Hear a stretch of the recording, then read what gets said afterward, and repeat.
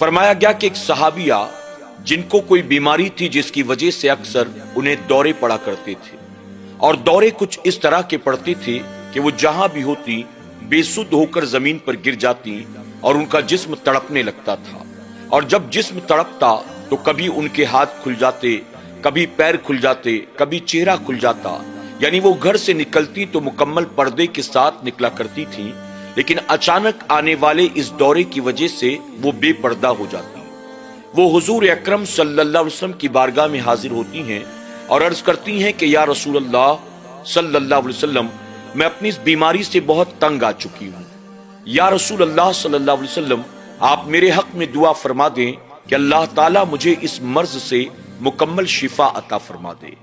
हुजूर अकरम सल्लल्लाहु अलैहि वसल्लम ने अपनी सहाबिया की तरफ देखा और मुस्कुरा कर कहा, अगर तुम चाहो तो मैं तुम्हारे हक में दुआ कर दूं और अल्लाह तुम्हें मुकम्मल शिफा अता कर दे, और अगर तुम इस बीमारी पर सब्र करो तो अल्लाह ताला इस सब्र के एवज तुम्हें जन्नत अता फरमाएगा।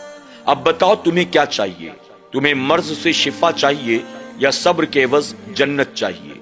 वो सहाबिया कहने लगी, या रसूल अल्लाह सल्लल्लाहु अलैहि वसल्लम, आप मेरे हक में शिफा की दुआ ना करें, मैं सब्र करूंगी ताकि अल्लाह मुझको जन्नत अता फरमाए। लेकिन या रसूल अल्लाह सल्लल्लाहु अलैहि वसल्लम, मैं इतना चाहती हूँ कि आप मेरे हक में ये दुआ फरमा दें कि आइंदा जब भी कभी इस बीमारी की वजह से मुझे दौरा पड़े तो बेपर्दगी न होने पाए। उसकी वजह यह है कि जब मैं बीमारी की वजह से जमीन पर गिरती हूँ, जिस्म तड़पता है, मेरे हाथ पैर या मेरा चेहरा खुल जाता है, तो होश आने के बाद मुझे बड़ी शर्मिंदगी महसूस होती है। लोगों के सामने इस हाल में जब मैं जमीन पर पड़ी रहती हूँ तो मुझे अच्छा मालूम नहीं देता।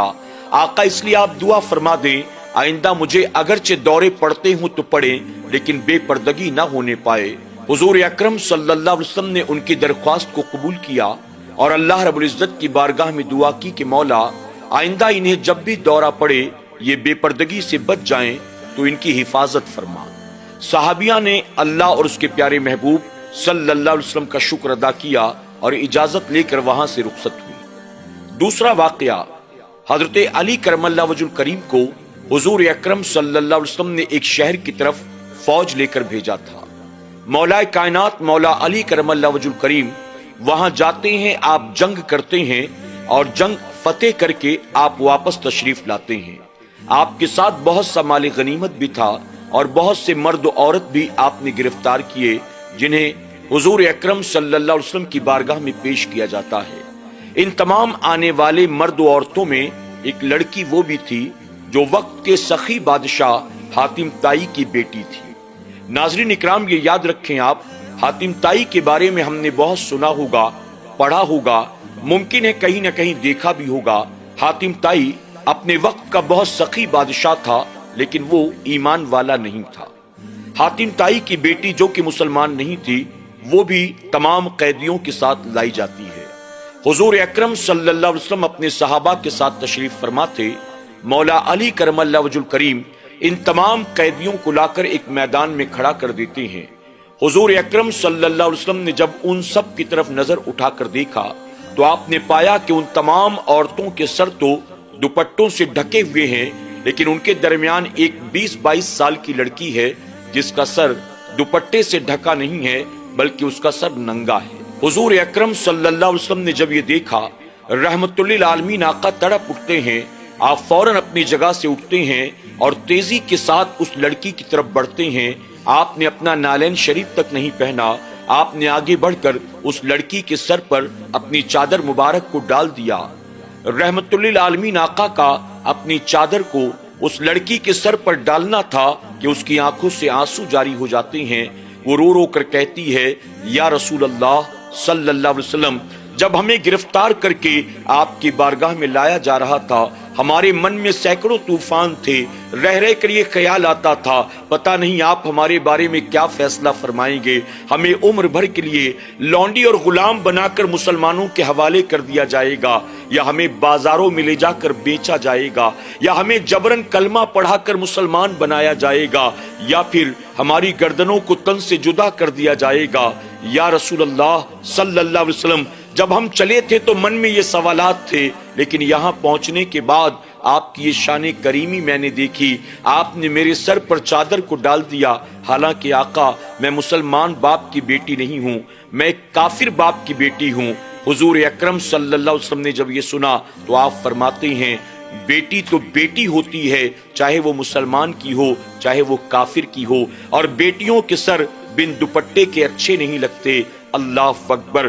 ناظرین اکرام، آپ ذرا دیکھیں ان دو واقعات سے ہم اور آپ کیا سبق حاصل کر رہی ہیں۔ ایک طرف حضور اکرم صلی اللہ علیہ وسلم کا کلمہ پڑھنے والی خاتون ہیں، صحابیہ ہیں، جو یہ پسند نہیں کرتی کہ بیماری ہی کی وجہ سے صحیح میرا چہرہ کھلے، میرے سر کے بال کسی کو نظر آئے، بیماری میں بھی بے پردگی ہو، یہ وہ گوارا نہیں کرتی۔ اور ایک طرف آج ہماری ماؤں بہنوں اور بچیوں کا حال کیا ہے؟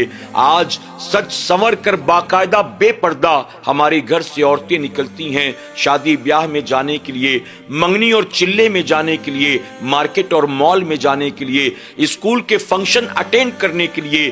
آج بازاروں میں گلی کوچوں میں آپ جہاں دیکھیں مسلمان عورتیں بے پردہ گھومتی پھرتی نظر آ جائیں گی۔ اگر نقاب پہنا بھی ہوگا تو بھی چہرے کھلے ہوں گے، اگر اسکارف باندھا ہوگا تو بھی چوٹی باہر لٹک رہی ہوگی۔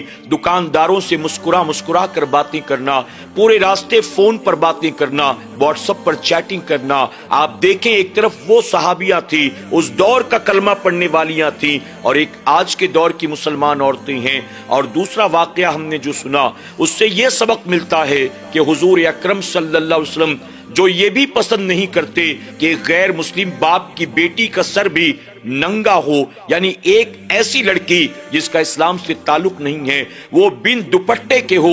جب رحمت للعالمین آقا یہ پسند نہیں کرتے، آج کلمہ پڑھنے والی بچیاں جو کالج جاتی ہیں، جو یونیورسٹی میں پڑھتی ہیں، جو سچ سنور کر باقاعدہ پارٹیز میں جاتی ہیں، دوستوں کے یہاں جاتی ہیں، یا اسکول کالج کے فنکشنز اٹینڈ کرتی ہیں، ان کو دیکھ کر کیا حضور اکرم صلی اللہ علیہ وسلم کو تکلیف نہیں ہوتی ہوگی؟ آج کے یہ دونوں واقعات خواتین اسلام کے لیے ہے۔ ہمیں اور آپ کو چاہیے ایسے واقعات سے ہم سبق حاصل کرنے کی کوشش کریں، اپنی زندگیوں کو، اپنے اخلاق و کردار و معاملات کو ہم بدلنے کی کوشش کریں۔ ہر مسلمان عورت کو چاہیے وہ پردے کی پابند ہو جائے۔ یاد رکھیں بے حیائی، بے غیرتی، بے پردگی آپ کی دنیا کے ساتھ آپ کی آخرت کی تباہی بربادی کا سبب بنے گی۔ با حیا بنے، با پردہ بنے، با غیرت بنے۔ اللہ اپنے محبوب پاک کے صدقے ہمیں آپ کو سب کو، ہماری ماؤں بہنوں اور بچیوں کو ان باتوں پر عمل کی توفیق عطا فرمائے۔ آمین یا رب العالمین۔